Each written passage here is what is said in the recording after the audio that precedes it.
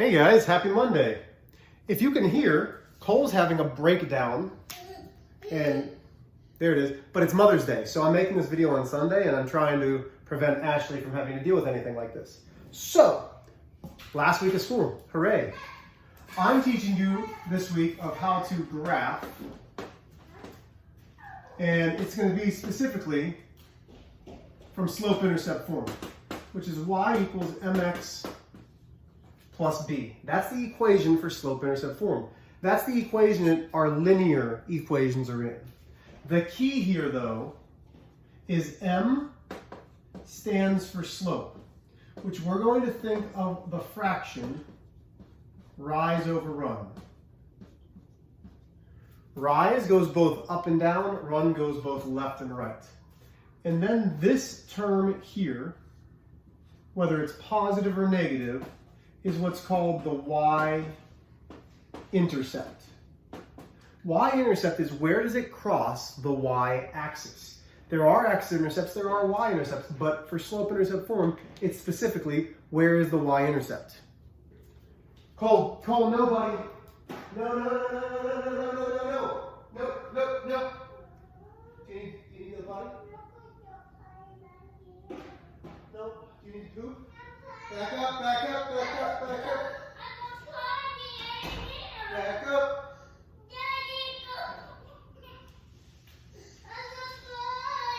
Okay. So, y-intercept is where it crosses the y-axis. So how are we going to use this? This, first off, is what I call the starting point.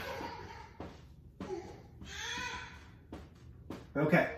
So let's say it says graph. And you're given y equals x. This is the most basic of linear equations. So the first thing we're going to have is a graph. 1, 2, 3, 1, 2, 3, 1, 2, 3, 1, 2, 3. Before we do anything else, we need to mirror y equals mx plus b. Y equals mx plus b, where m is my slope.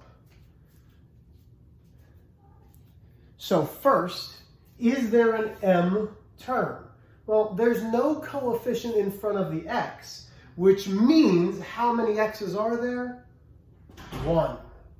So my slope is 1. But remember, it needs to be rise over run, so it's 1 divided by 1.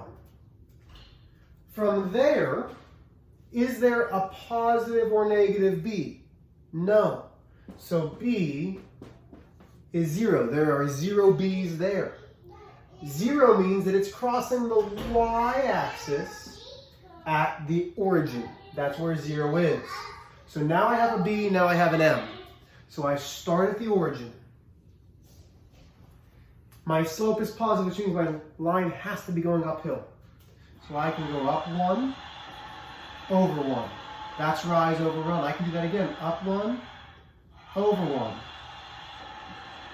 And there is how I graph slope-intercept form. So let's do another. To graph slope-intercept form, you need two things. You need to find your m, you need to find your b. So let's say we've got y equals negative 2/3 x plus 5. So you're going to give it a graph, or you might have to make a graph. 1, 2, 3, 4, 5, 1, 2, 3, 4, 5, 1, 2, 3, 4, 5, 1, 2, 3, 4, 5. So I start by rewriting y equals mx plus b. Now I can match up my m and my b. M is negative 2/3. B is positive 5. B is my starting point. It's on my y-axis. So where is positive 5 on the y? 1, 2, 3, 4, 5. That's where I start. My slope is negative, which means I'm going to go down first. 1, 2, and then we move to the right 3. 1, 2, 3. And then we graph. Cole's having a breakdown. Cole, come here, buddy.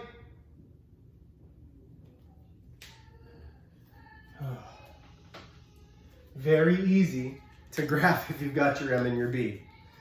Let's go to the next one. So Mr. H, what happens if the b isn't positive? Yeah, no problems. Pretty easy. Y equals 1/3 x minus 4. Y equals mx plus b. So my m is 1/3. So my slope is positive, which means the line has to go uphill. That's what we found out last week about positive and negative slopes. My b, even though it says positive b, my b is in positive. It's -4. 1, 2, 3, 4, 5. 1, 2, 3, 4, 5. 2, 3, 4, 5. 1, 2, 3, 4, 5. Starting off, my starting point, my y-intercept, is at -4. So y-axis down 1, 2, 3, 4. My slope is up 1 over 1, 2, 3. I missed a little bit. Is my line going uphill? Absolutely. This is how we're graphing with slope-intercept form. You need to find your m and your b. Hooray.